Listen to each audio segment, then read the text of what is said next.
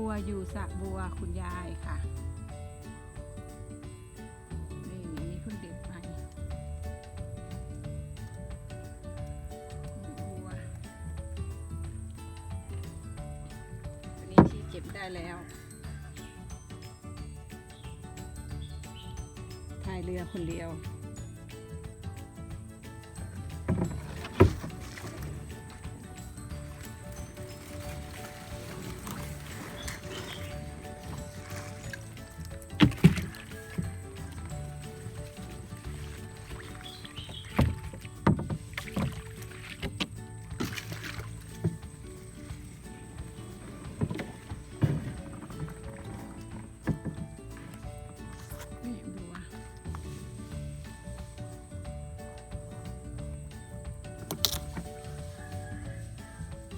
อร่อยหวาน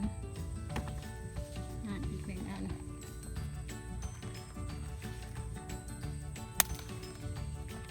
มันกำลังเป็นดอก